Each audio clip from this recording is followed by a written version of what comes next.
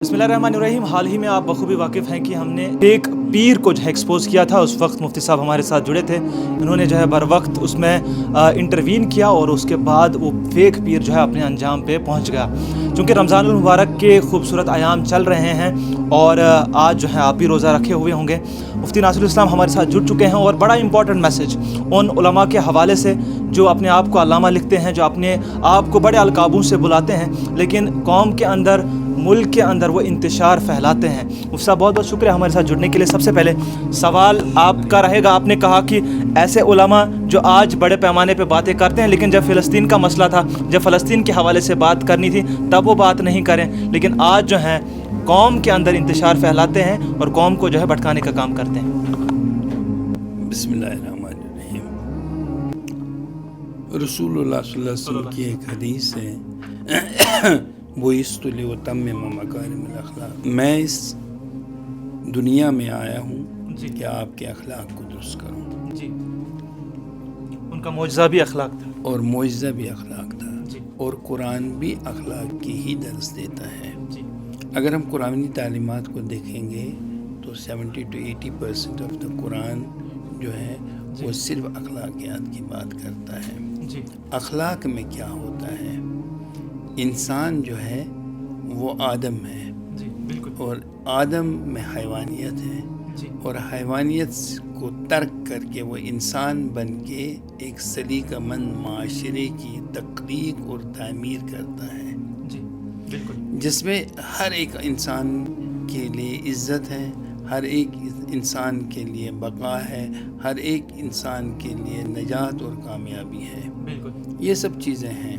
जी, हमारे उलमा जो है, असल बात यह है कि वो आलिम कम और जाहिल ज़्यादा है। ये उलमाए सू और उलमाए हक की बात है। ये बिल्कुल उलमाए सू और उलमाए हक की बात है। मैं नहीं कह रहा हूँ कि हमारे यहाँ बड़े जय्यद उलमा हैं, बिल्कुल। बहुत ज़बरदस्त उलमा। अभी मैं मुफ्ती नज़ीर अहमद कासमी से बात कर रहा था, रहमतुल्लाह साहब से बात कर रहा था, दीगर उलमा है हमारे, मेरे उस्ताद हैं, मौली यूनुस साहब हैं कोलीपुर के, मौलाना शौकत हुसैन कैंग साहब हैं। ये सब बड़े दर्जे के उलमा हैं।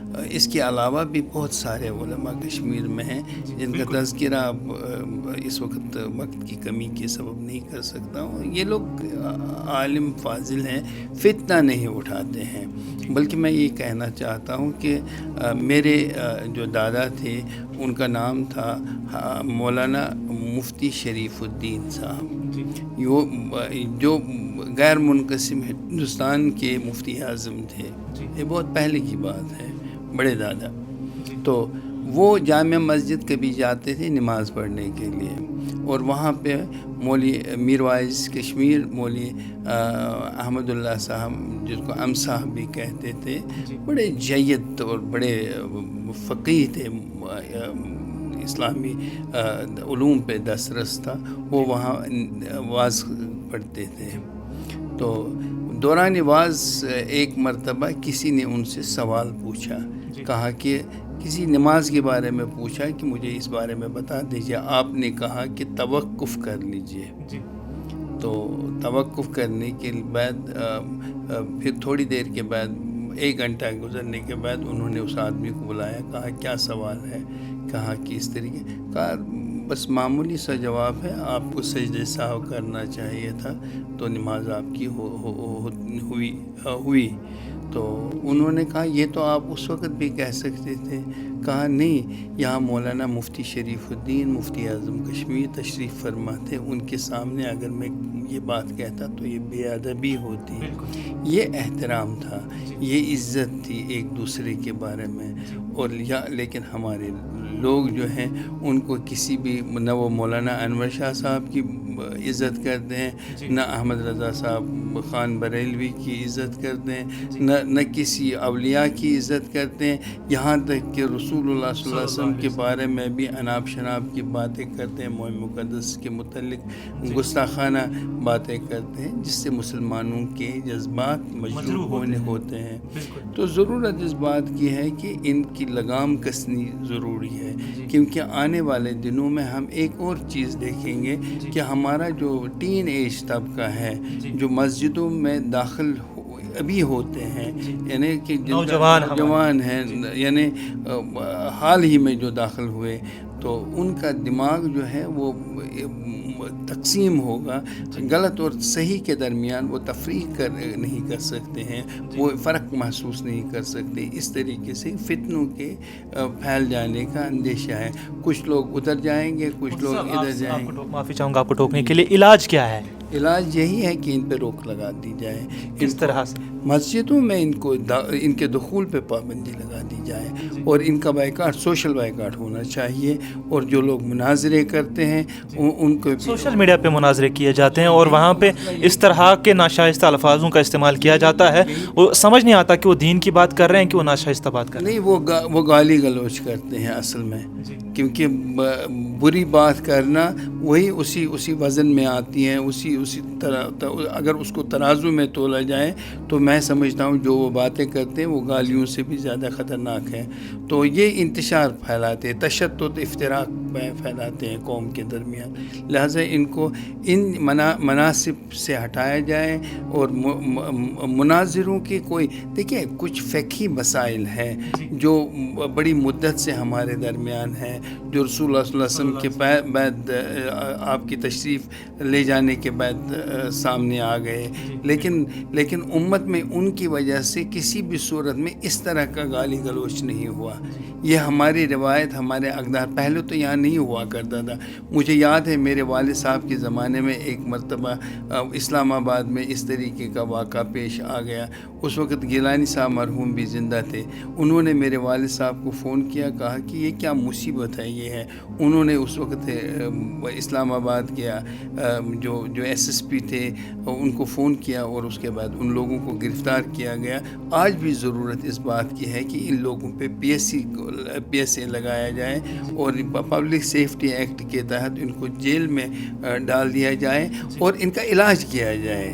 یہ ذہنی مریض ہے، آپ کہہ رہے ہیں کہ ذہنی طور ناخیز مریض ہے، اور اگر ان کا علاج نہیں ہو گیا تو یہ خطرناک ثابت ہوں گے. یہ مطلب جو حرکتیں کرتے ہیں وہ انتہائی تہذیب کے خلاف ہیں، اور انتہائی ناشائستہ ہے، مذموم ہے، اور ناقابل قبول ہے.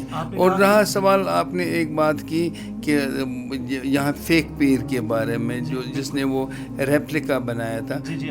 میں اس کو ایکسپوز کیا تھا، آپ نے اس حوالے سے بات باضابطہ طور پہ اس میں ایک کارروائی کی، اور لوگوں نے میری بات پہ لبیک کرتے ہوئے اس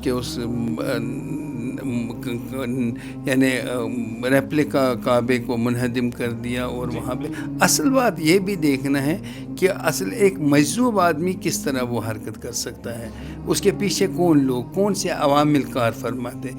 یہاں مختلف لوگ کام کرتے ہیں جو مسلمانوں کے درمیان اتحاد، اتفاق، باہمی اخوت کو ختم کرنا چاہتے ہیں. لہٰذا ان پہ نظر رکھتے ہوئے ان لوگوں کو جو یہ شکار بن چکے ہیں